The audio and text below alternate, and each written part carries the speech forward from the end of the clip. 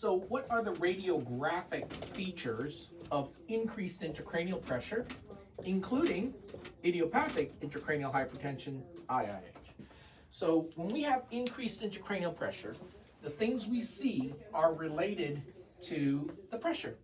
So because the optic nerve sheath is in direct contiguous connection to the meninges, if you have increased intracranial pressure, the fluid, the cerebrospinal fluid, gets pushed down the sheath and causes fluid on the T2 weighted MRI, fluid in the sheath. We can also see that on orbital ultrasound.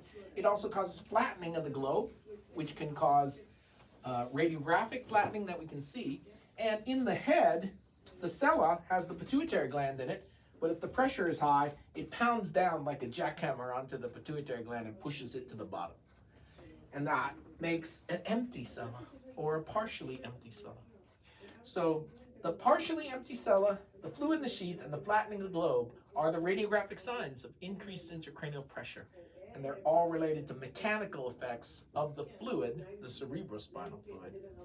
The last thing that can be seen is usually seen better on MR venography, which you're going to do on IIH because you want to make sure it's not venous sinus thrombosis, but it can also cause stenosis, and stenosis is just narrowing. So as you're making this bend in the transverse sinus, between the sigmoid sinus and the transverse sinus, this portion of the transverse sinus acts as a Starling resistor. And what that means is elevations of intracranial pressure can compress this and cause a radiographic finding of stenosis of the venous sinus. And that venous sinus stenosis is an additional radiographic finding of increased intracranial pressure, including idiopathic.